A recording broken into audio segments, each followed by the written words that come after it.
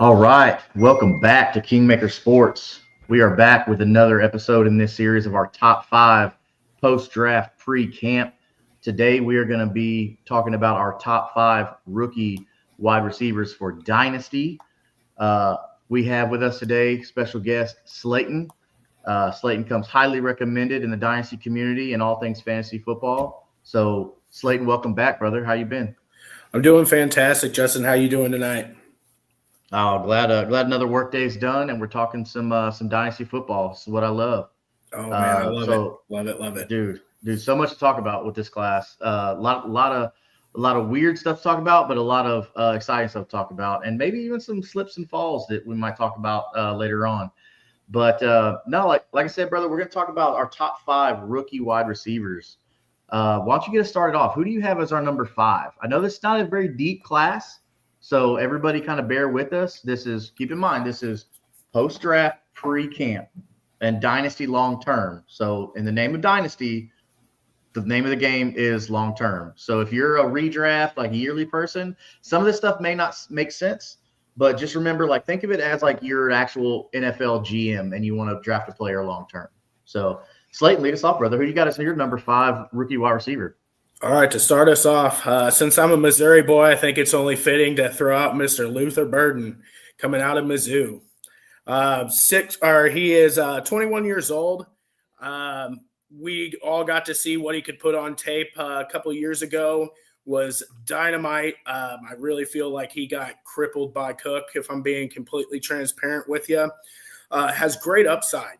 You know, I really think that he is a guy that, if all else plans out right, he might be a Debo-esque type guy, if I'm being transparent with you.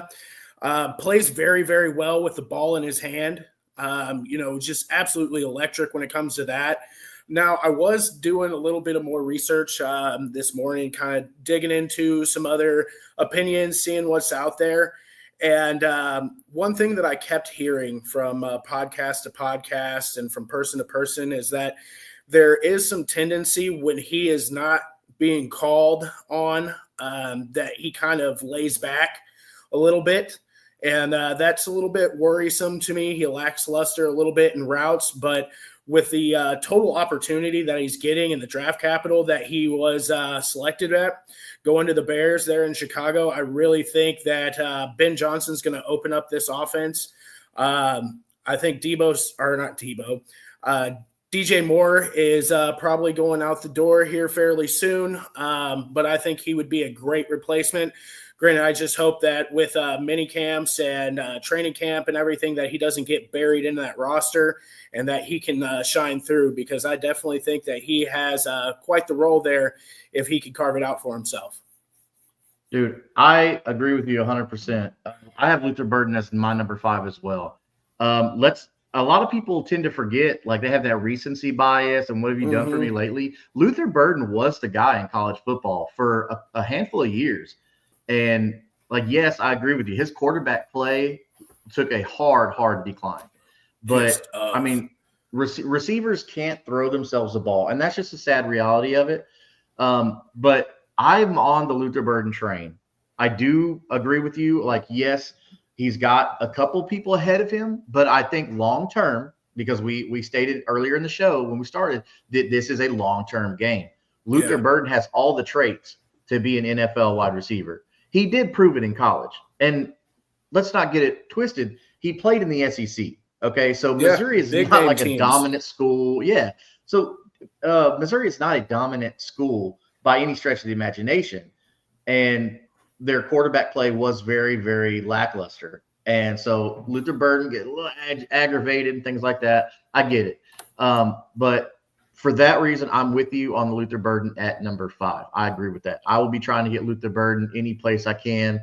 Oh yeah, without a doubt. In maybe the mid second. I think the mid second would be a good spot. If he falls to your late, or not early first, but late first, early second.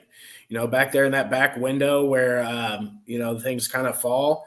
He seems like he could be a perfect cash in there to where you're not having to spend a whole lot of value, but you're still getting a good player there. Yeah, for sure. He could definitely be a lottery ticket if you're willing to invest that kind of draft capital for sure. Man, I love it. All right. How about our number 4? Who do you got as your number 4 rookie wide receiver this year? Number 4, coming out of Ohio State, Mecca Ebuka. I absolutely love this candidate. He has kind of been my dark horse, if you will, sleeper, if you will. I just absolutely love this prospect. He's shown everything on tape. He was able to provide a solid role in an offense with big name hitters all the way throughout on Ohio State. I mean, we're talking Garrett Wilson, JSN, Jeremiah Smith, Hendo, Judkins. I mean, it just goes on and on. And with that, I know that he has a couple people ahead of him with Evans and Godwin, but I mean, neither of them were healthy all last year, and I know that's a lot of the reason why he's here today. I think he is overall an all-around prospect that can get it done in all aspects of the field, can really provide in that slot as well. But yeah, just a phenomenal player, and I really think that he is a locked and loaded for 2026. Not so much 2025, but just going to be a PPR stud. He's one of those types of guys, like in past years, I was able to get like Chris Olave at the 107. Or I was able to get, some of those other guys that were falling back. And I think he's going to be the one that kind of falls back, and you're able to take him at the 105, 106, 107, 108, and be extremely happy with your investment coming in next year. Yeah, I definitely agree with that. And again, we hit on long term. So understanding that Ebuka is going to be a long term. He's walking into a very, very crowded wide receiver room. They just drafted a guy last year, the McMillan, that was a decent, like above decent. I'm shortchanging the kid. Like he was a very good. No, he was fantastic for where he was drafted and what he put out on tape. I don't think he necessarily goes away by any means. But I think it's going to be an uphill battle for both of those guys. But I think whoever can break the code there, they're going to see a lot of field time, and that's going to be phenomenal for either of those guys. Yeah, I'm interested to see how that's going to play out. If you're drafting a Mecca Ebuka, that tells me that the Bucs are looking to move on from either a Chris Godwin or a Mike Evans. But I mean, both of them are which Mike old, Evans is like older. Let's not. Yeah. So they're older, which receivers can last a little longer. But, once Mike Evans stopped having that field stretcher ability, he's got the size, right? So I'm interested to see how the Bucs are going to play that. Who's going to be the one to leave? And that's something that here on Kingmaker Sports we're going to be following the Mike Evans, Chris Godwin situation. Who's going to go? Because you have to make room. You're not going to bring in an Ebuka who was at one point touted as the top receiver in college football. Yeah. So who's going to make room for that kid, right? So we got a lot to look at here and to watch. So my number 4, I'm going to go with Matthew Golden from the Green Bay Packers. Matthew Golden, so he's got what they're looking for in Green Bay to be their like number 1 and this and stuff like that. Even though they're saying to Jaden Reed like, oh, you're still the guy. Well, draft capital speaks differently, because you got to think they just. I don't want to disrespect anybody, but look, Jaden Reed is a utility knife. Utility knives are not alphas on teams. No. Your alpha is a guy like your Mike Evans. Mm-hmm. He's your chunk it up. He's down there somewhere. That's your alpha right there, right?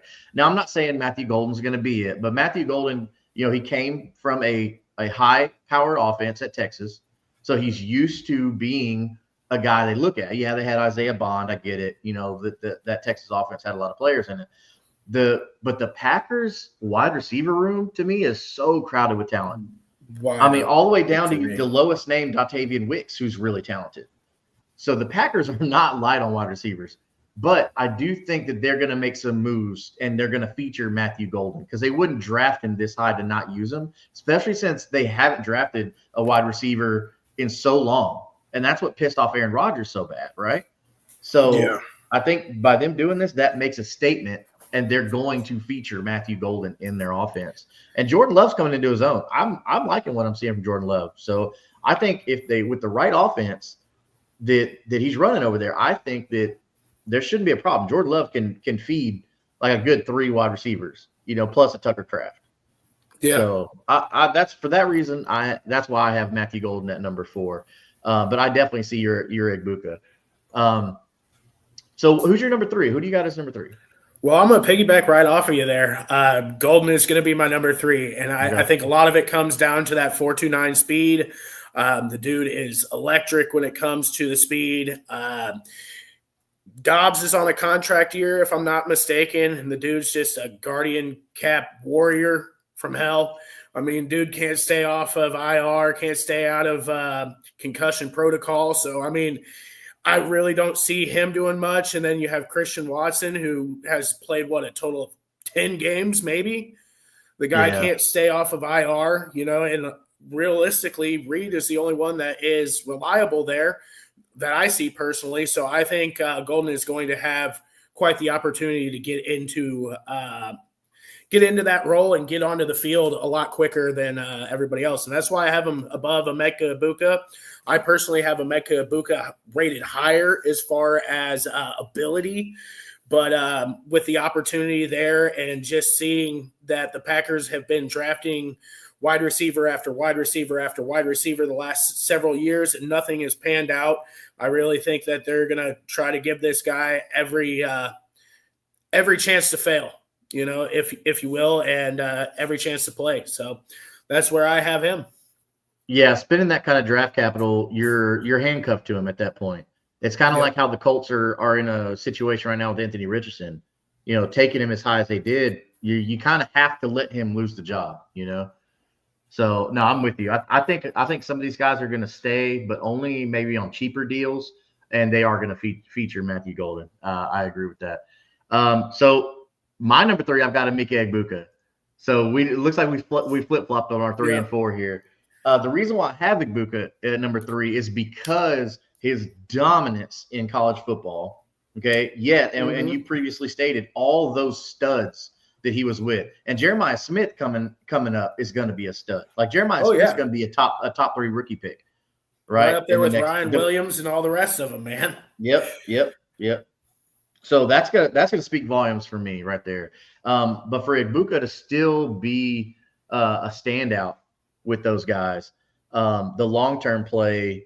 I mean, as Titans Table for 2, one of the shows on the Curtis Podcast Network that we're a part of mentioned, they just re-signed Godwin. So that's got to tell you that, hey, maybe Mike Evans is going to be on the move after this year. So Baker Mayfield's looking pretty good in his twilight seasons. I mean, he's kind of killing it, really. It's a phenomenal offense. I'm excited to see what that new OC is going to do out there and kind of see where that goes from that Cohen-led offense to what they have now.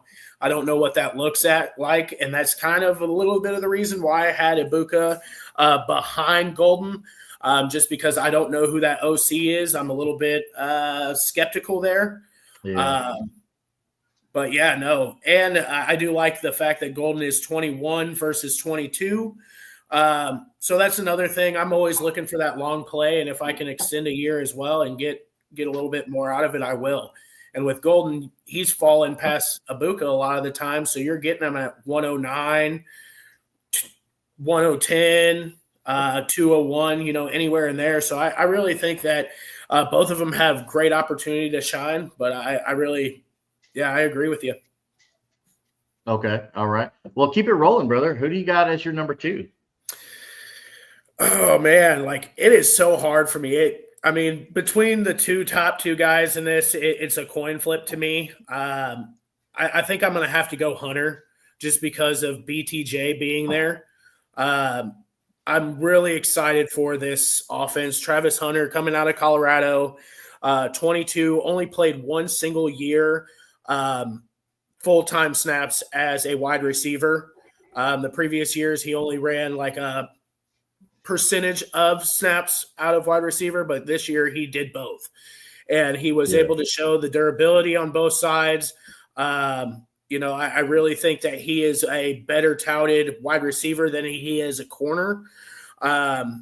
And the big thing with me is everybody is so convoluted of like, is he going to play defense? How much defense is he going to play? Where is he going to be at? That type of stuff. My biggest thing with him is the money talks, man. Regardless of what everybody else thinks, the money talks. Whenever I dug into it, the highest paid receiver right now is looking at $40 million a year. The highest paid cornerback right now is Denzel Ward, and he's at $20 million a year. I mean, are you really going to skip false. It looks like Travis Hunter's new wife is the highest paid cornerback. Yeah, 50 mil. Yeah, 50 mil. Yeah, it's absolutely insane. It's insane work that he's letting himself go, and there was no prenup, no nothing. What an idiot. Insane. Was it Kanye's song that said, "We want prenup, we want prenup"? Yeah, 100%. And you would think that Dion would like say something to him. You've been listening to Dion all these years, but you don't listen to him on that. That is just crazy to me, dude. That's athlete millionaire number one. Like, dude, prenup. It's not like she was your ride or die in elementary school. That's different. Yeah. That means homegirl been down since way before day one. You ride with that one. But man, come on. No, I'm with you with the Travis Hunter stuff. Like, because for me, the thing that keeps Travis Hunter out of the number one spot is just so much uncertainty. Yeah. And I just can't look past that. I'm sorry. And with BTJ coming in and out and emerging like that, I think he's going to eat too. But, I like the quarterback play there a lot better than I do with Carolina. But, it's just there's so many moving parts. It's a new OC. Yeah. It's a brand new offense. There's so much things going on with him, along with, is he really going to play corner snaps? I don't believe so personally, but, maybe they might trot him out there a little bit and have him flirt with it. But, when you're making that much money, they're going to protect their assets. Yeah, I think they're going to try and use him as a corner sometimes, like packages, Package dependent.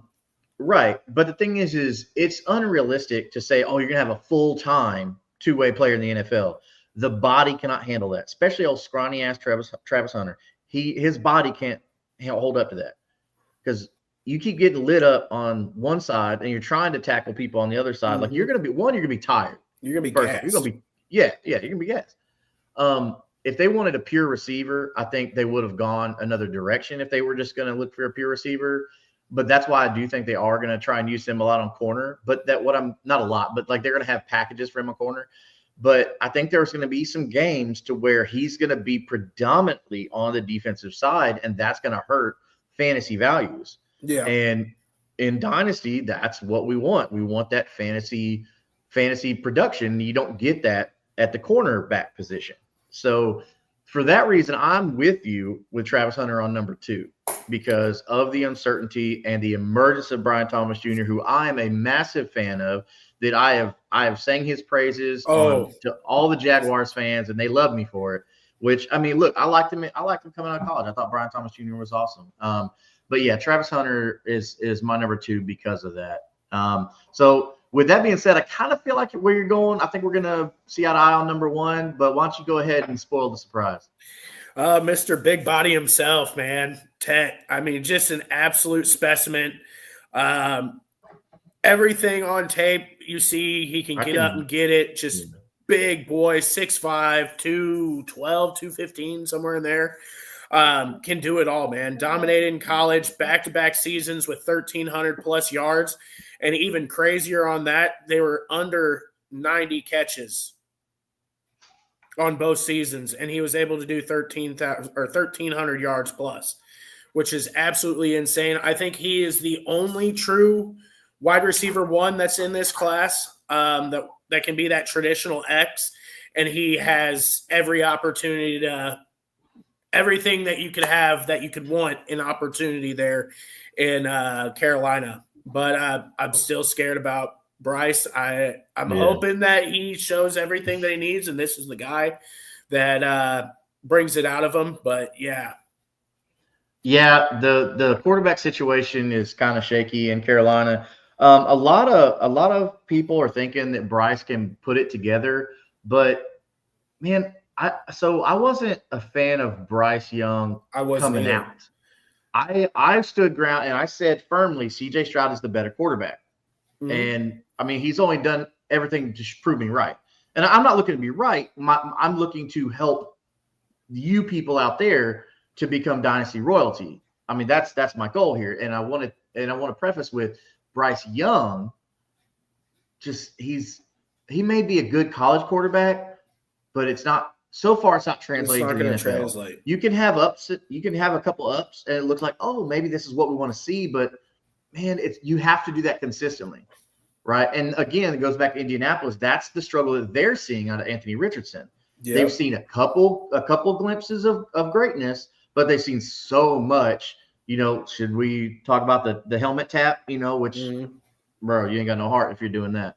So I'm with you, man. The big question mark with Bryce Young, but we mentioned it at the beginning of the show. This is a long-term game. Bryce Young may not be the guy next season. Bryce Young may not be the guy halfway through this season. Who says they don't make a trade for, I don't know, let's say a Kirk Cousins or something like that. I get it. He's got like a lot of money attached to him. But like, who say they don't do that? And Kirk's like, want to prove himself still. Hey, like, screw you, Atlanta. I'm the guy. I'm the guy you signed, and goes out to Carolina, a division rival, and just boom, tet, and just that's what you want to see. And now Tet's price of gold. Exactly, right? Big body guy, like you said. He seems like the guy that would be the truck, not the trailer. You know what I'm saying? Like he could be the guy that's not quarterback dependent, and that's why my money is on him for number one. To where, like, you bust 1,300 yards 2 seasons back to back and don't have eclipse 90 catches each season, that's insane to me. So I really hope that he has everything to push that out there. But I'm excited to see where these rookies go. Yeah. I mean, and with such a light class, we have name notoriety. Anybody who's watched college football, followed rookies, even Devy players, they definitely know that the name's Luther Burton. Mecca Ebuka. Teneroa McMillan has been big. Been hearing those guys for years. Right. So the hardcores like you and I are going to know. We've been knowing those names, right? But for everybody out there, these are names that you're just seeing, they're rookies. They got guys ahead of them. Like, no, these guys were studs. Like, not just players, starters, whatever. These guys were studs. They were like the top guy at some point in college football. So these are names that you need to really pay attention to. Now, outside of these top 5, it's a little shaky, little light. There's not many names out there. I mean, if you had to do a number 6, for sure. Yeah, dart throws, 100%. Like I think Jaden Higgins for the Texans could be a good dart throw because of the Tank Dell situation. Besh, I'm really big on. Yeah, and even deep sleeper Royals, man. I really like Royals, and I think that with that offense there, they really don't have. I mean, they're going to have Worthy, but I don't know what the availability. I think Rashee Rice is coming back. I don't know. But is he going to get suspended? Like, where is that going to go? Yeah. Right. Marquise Brown. Yeah, that dude can't seem to stay out of trouble.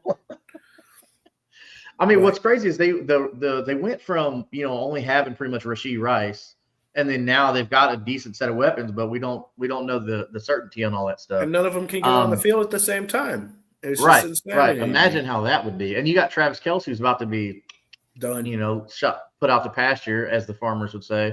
But so you're really, really going to have to feed those wide receivers. But man, even like a Trey Harris, I think could be a good sleeper in I almost said San Diego with the LA Chargers. Yep. Just because there's so much question marks around Quentin Johnston. Is Quentin Johnston going to be what we thought he was? Kyle Williams too, man.